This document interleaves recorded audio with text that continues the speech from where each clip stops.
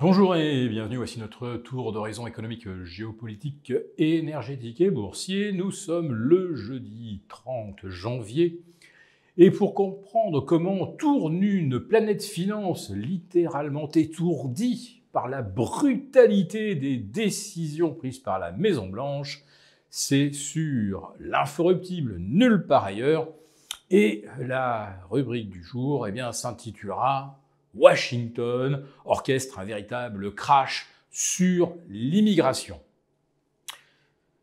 L'Europe n'en revient pas de la brutalité avec laquelle Donald Trump a décidé de traiter les migrants, alors migrants illégaux, renvoyés désormais par dizaines, voire par centaines de milliers. Il y a des kilomètres de queue pour refranchir la frontière mexicaine à Tijuana. Et puis, il y a des avions qui partent chargés de migrants vers des pays d'Amérique centrale.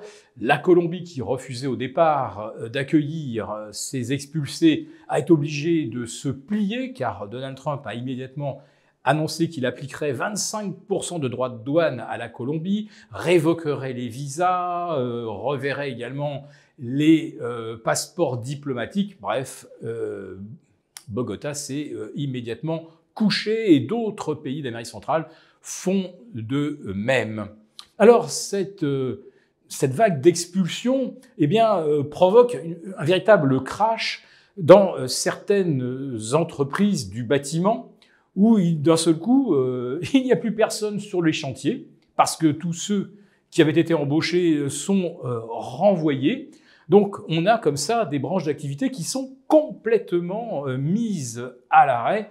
Donc, effectivement, un véritable mini-crash. Et il va falloir que les États-Unis, évidemment, se réorganisent. Je vous parlais en préambule de la brutalité des décisions de Donald Trump. Parmi celles sur lesquelles nos médias évitent de trop s'étendre, c'est sur le fait que Donald Trump ne reconnaît pas les autorités européennes, c'est-à-dire Ursula von der Leyen, la Commission, etc., autant de gens non élus, et Donald Trump entend donc traiter en one-to-one avec les divers pays européens. Alors, bien sûr, il s'abrite derrière le fait que là, il y a une vraie souveraineté, une vraie représentativité populaire. Bien entendu, on comprend que, en bypassant Bruxelles, Donald Trump veut diviser pour mieux régner. Et ça, évidemment, c'est de bonne guerre. Alors, Trump aurait certainement apprécié d'être à Francfort ce midi, puisque la BCE a effectivement baissé ses taux de 25 points de base, alors qu'hier soir, la Fed ne l'a pas fait. Alors, Jérôme Powell s'est montré extrêmement diplomate, évitant de se prendre Donald Trump en frontal, en répliquant à son injonction de la semaine passée depuis Davos, qui a demandé à la Fed de baisser ses taux. Jérôme Powell a dit que, vu les paramètres économiques, elle allait prendre son temps. Ce qui a déclenché aussitôt la fureur de Donald Trump une heure plus tard, c'est-à-dire aux alentours de 22 heures, heure française.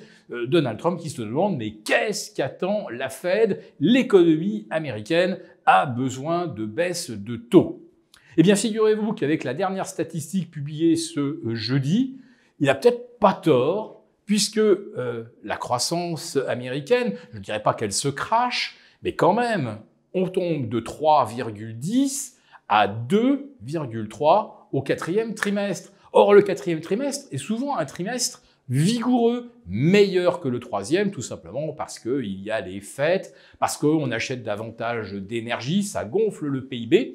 Et là, ça n'a pas été le cas. Alors, on va se consoler tout de même avec les inscriptions hebdomadaires au chômage qui rechutent brutalement de moins 16 000 pour la troisième semaine du mois de janvier. Alors, on peut se dire que peut-être là, il y a effectivement le premier effet Trump. Depuis son investiture, les entreprises commencent à y voir un peu plus clair et recommencent à embaucher. On peut peut-être les comprendre parce que Trump a promis un abaissement de 26 à 15% du taux d'impôt sur les sociétés qui produisent sur le sol américain. Et Donald Trump, je le disais dans ma chronique de la veille, envisage même peut-être de supprimer un jour l'impôt sur le revenu des ménages et peut-être d'abaisser encore l'impôt sur les sociétés. Et là, eh bien, pendant qu'on parle d'abaisser les impôts aux États-Unis, en Europe et en France en particulier, on se demande quelle nouvelle taxe on va pouvoir coller sur les entreprises. Alors l'Europe, elle a trouvé la réponse, ça sera des taxes carbone pour les pollueurs, ce que Donald Trump vient d'envoyer valser par-dessus les moulins, le fameux Green Deal. Et puis en France, la surtaxe sur les entreprises dites profitables ou hyper profitables à plus de 3 milliards de bénéfices, impôt relevé de 25 à 40%.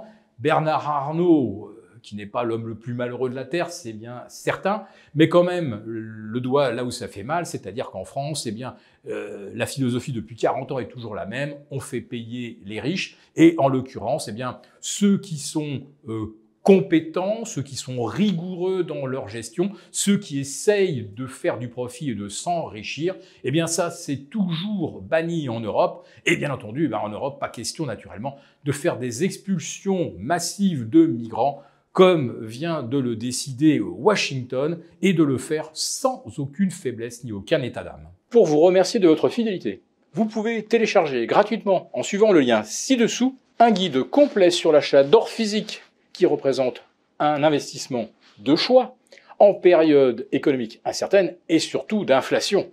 Merci et à bientôt. Merci beaucoup d'avoir regardé cette vidéo. N'hésitez pas à réagir dans les commentaires ou à liker et partager cette vidéo si le contenu vous a plu. Et pour ne rater aucune de nos prochaines émissions, vous pouvez vous abonner à notre chaîne et activer les notifications. Et pour plus de contenu, n'oubliez pas que le dernier rapport rédigé par nos experts est accessible en cliquant sur le lien de description. On se retrouve tout de suite dans les commentaires et je vous dis à très bientôt pour une prochaine vidéo.